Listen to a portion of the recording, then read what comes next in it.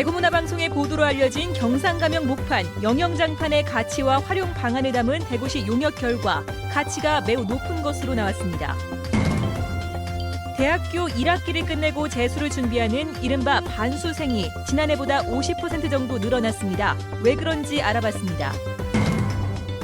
준공후 분양받은 아파트에 이미 누군가가 살고 있는 황당한 일이 발생했습니다. 어떻게 된 사연인지 취재했습니다. 인터넷으로 구입한 살 빼는 약에 마약 성분이 들어간 경우가 있어 형사처벌은 물론 부작용도 심각하게 나타날 수 있어 주의가 필요합니다. 여러분 안녕하십니까? 대구 경북 소식 전해드립니다. 청약을 통해 아파트를 분양받았는데 막상 가보니까 그 집에 누가 살고 있다면 기분이 어떨까요? 황당하고 화도 날 것 같은데 실제로 대구에서 이런 일이 있었습니다. 어떻게 된 사연인지 권윤수 기자가 취재했습니다. 문모 씨는 지난달 말 인터넷 주택 청약 사이트를 통해 대구 동구 지역의 한 아파트에 청약을 해 2.5대 1의 경쟁을 뚫고 당첨됐습니다. 이미 다 지어진 아파트여서 다음 날 당첨된 집이 어떤 구조인지 보려고 찾아갔는데 깜짝 놀랄 수밖에 없었습니다. 다른 사람이 이미 입주해 살고 있었기 때문입니다. 이렇게 에어컨이 달려있다는 말은 사람이 산단 말이잖아요. 여기도 세대마다 주인, 당첨되는 사람이 다 있을 건데 사람이 살고 있다면 그 사람들은 얼마나 황당할지, 그리고 분양을 먼저 해놓고 어떻게 청약을 할 수가 있는지, 그게 제일 화가 납니다. 시행사는 전체 90여 가구 가운데 70여 가구를 이미 팔아놓고 전체 가구를 정식으로 분양했습니다. 30가구 이상 주택을 팔 때는 구청으로부터 분양 승인을 받아 입주자 모집 공고를 해야 하는데 이를 모르고 집을 팔았다가 법적 처분을 피하려고 부랴부랴 분양에 나선 겁니다. 전혀 우리는 몰라도 이게 법定대가 얼마 안 되는 거더라고요. 우리도 돈이 급하니까 그 사람들을 일단은 그냥 그 신청을 받고 막 이러겠죠. 하고 나중에 보니까 청약했네 이거는. 문제가 불거지자 시행사는 분양을 취소하기로 했고 아파트 당첨자들은 청약 자격을 회복할 수 있게 됐습니다. 대구 동구청은 시행사에게 형사 고발과 행정처분 등 책임을 묻기로 했습니다. 사업 주체에 대해서 저희도 지금 위반 사항을 파악했기 때문에 지금 수사기관에 고발 조치를 한 상태고요. 인근의 50여 가구 아파트에서도 똑같은 일이 벌어져 50여 명의 당첨자들이 당첨 취소 위기에 놓였습니다. 주택시장 화랑 속에 관련 법도 모른 채 집을 짓는 주택업자들이 무주택 서민들을 울리고 있습니다. MBC 뉴스 권윤수입니다. 한국감정원이 지난 5월 기준 주택의 실거래 정보를 활용해 전세금을 월세로 전환할 때 적용하는 전월세 전환율을 산정한 결과 경북은 10.7%로 넉 달 연속 전국에서 가장 높았습니다. 대구의 전월세 전환율은 8.3%로 전국 평균 7.5%는 물론 서울 6.6%, 부산 8%보다 높았습니다. 전월세 전환율이 높으면 전세에 비해 월세 부담이 큰 것을 의미합니다. 대학교 1학기를 끝내놓고 다시 입시를 준비하는 이른바 반수생들이 지난해보다 50% 정도 늘었다고 합니다. 입시 학원가 얘기인데 반수생들이 왜 늘어나는지, 그렇다면 재학생들은 어떻게 준비를 해야 하는지 조재한 기자가 보도합니다. 대학 1학기 종강과 함께 개설된 입시학원 반수반입니다. 개강일을 기준으로 이 학원에서만 반수생들이 지난해보다 42%가 늘었고 전국적으로도 50%가량 늘어난 것으로 파악되고 있습니다. 막상 대학에 갔는데 적성에 맞지 않거나 쉬운 수능 출제 경향 덕분에 남은 4개월만 준비를 잘하면 더 좋은 대학에 갈 수 있을 것으로 생각하기 때문입니다. 필요한 것만 딱딱 할 수 있다고 생각하고 작년에도 벌써 수험생이었으니까 기간 문제가 되지 않는다고 생각해요. 집중만 한다면. 짧은 기간에 준비하는 만큼 난이도가 낮아졌으니까 해볼 만하다고 생각했어요. 수능에서 재학생과 재수생의 비율은 대체로 8대2지만 상위권으로 갈수록 재수생 비율이 높아집니다. 특히 반수생들은 의대나 수도권 대학 합격자가 많아 반수생이 늘어날수록 재학생들의 수능을 통한 정시 합격이 어려워집니다. 모집 비율이 70%에 이르는 수시 모집의 중요성이 더욱 커진 이유입니다. 내신, 학교 시험에 대한 준비가 아마 철저히 돼야 될 겁니다. 그래서 내신 관리를 우선 하고 끝나고 나면 이제 수시 모집에 대한 준비를 아마 신중하게 고민해야 되지 않느냐 이래 생각을 합니다. 내년부터는 한국사가 수능 필수 과목에 포함돼 재수 부담이 커져 올해 입시는 더욱 치열해질 전망입니다. MBC 뉴스 조지환입니다. 대구문화방송의 보도로 알려진 경상가명 목판 영영장판의 가치와 활용 방안을 담은 대구시의 용역 결과가 나왔습니다. 가치가 높은 것으로 나타나 빨리 환수해야 한다는 목소리가 점점 더 커지고 있습니다. 박재영 기자가 취재했습니다. 조선시대 중앙과 지방론의 인쇄 및 유통관계를 파악한다는 점에서 매우 중요한 의미를 지니고 있다. 조선시대 가명에서 간행한 책판이 희귀한 만큼 영영장판은 당시의 인쇄 출판 문화를 재조명할 수 있는 귀중한 자료이다. 대구시 용역 결과는 이렇게 영영장판의 가치를 높게 평가하고 있습니다. 이 때문에 영영장판이 수장고에서 잠자기보다는 지역으로 돌아와 활발히 연구돼야 한다고 강조했습니다. 향후 어떻게 보존할 수 있을 것인가, 그걸 어떻게 이제 일반인한테 공개를 하고 활용할 수 있을 것인가. 이걸 문화 콘텐츠, 요즘에 이제 그것이 문화 콘텐츠인데 콘텐츠로 활용해서 이 일반인들한테 다가가는 어떤 그런 이 자리매김이 됐으면 좋겠다.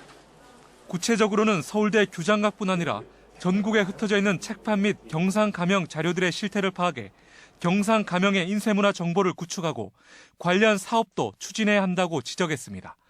영영장판과 경상가명 관련 서책을 종합적으로 수집, 관리, 연구하는 시설 건립의 필요성도 제기됐습니다. 이를 위해선 경상가명 목판인 영영장판의 환수를 조속히 추진해야 한다는 목소리도 커져가고 있습니다.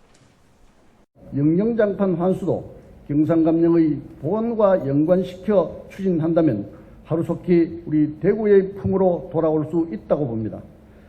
이를 위한 대구시의 적극적이고 선제적인 문화재 정책을 요구합니다. 특히 대구시와 경상북도는 올 하반기에 영영장판 지역이관 및 공동연구를 상생협력과제로 추진하기로 해 그 결과에 관심이 쏠리고 있습니다. 대구 경북의 문화와 정신적 가치를 함께 공유하고 있는 우리의 소중한 문화유산인 영영장판. 지역이관을 위해선 대구 경북의 상생협력이 어느 때보다 절실해 보입니다. MBC 뉴스 박재영입니다. 새누리당 대구 수성갑 당협위원장 선정 절차가 시작된 가운데 새누리당 조직 강화 특별위원들이 오늘 새누리당 대구시당을 찾아 현지 실태 조사를 벌였습니다. 이들은 오늘 수성구청장과 시의원, 구의원, 언론인 등을 불러 당협위원장에 응모한 후보 5명의 지역 여론과 영향력 등을 물어본 것으로 알려졌습니다. 새누리당 조직강화특별위원회는 후보자 면접과 여론조사를 거쳐 이달 말 당협위원장을 선정할 계획입니다. 인터넷으로 살 빼는 약 사는 분들 많은데요. 조심하셔야겠습니다. 마약 성분이 들어간 약이 많아 자칫 마약 사범으로 처벌받을 수 있고 부작용도 심각하다고 합니다. 도성진 기자입니다. 날씨가 더운 노출의 계절. 인터넷에 식욕 억제제나 다이어트 약을 검색하면 수많은 정보가 쏟아집니다. 게시물 중엔 마약류로 분류된 것도 많은데 해외에서 밀반입하거나 허위 처방전으로 구매해 유통되고 있습니다. 펜타민이나 푸린 같은 마약 성분이 뇌의 중추신경에 작용해 배고픔을 못 느끼게 하는 약들인데 의사 처방 없이 장기간 복용하면 심각한 부작용에 시달릴 수 있습니다. 환각이 생긴다든지 환청, 또 망상, 피해 망상이 생겨서 마치 정신병 증세와 같은 증상을 보이면서 병원에 와서 입원 치료를 하는 경우도 있습니다. 최근에는 마약 성분의 수면제나 최음제까지 버젓이 유통되고 있는데 무심코 샀다간 마약 사범이 될 수 있습니다. 경찰이 지난 4월부터 2달 동안 온라인 마약 사범 352명을 검거했는데 이 중 305명이 구매자였습니다. 지난 2월 마약 성분인 펜타민이 들어간 다이어트 약을 인터넷을 통해 무심코 구입한 여고생 4명이 마약 사범으로 처벌받기도 했습니다. 판매자가 약 성분을 속이는 경우도 많고 청소년들에게도 무분별하게 노출되는 만큼 경찰도 지속적인 단속을 하고 있습니다. 마약 수사에 대해서는 사이버 전담 마약 수사관들이 상시적으로 온라인 점검하고 인터넷을 통해 가지고 유통되는 약물 판매 행위를 집중 수사할 계획입니다. 쉽게 살을 빼겠다는 욕심으로 무심코 온라인에서 약을 샀다간 마약 사범이 되는 것은 물론 건강도 해칠 수 있는 만큼 각별한 주의가 필요합니다.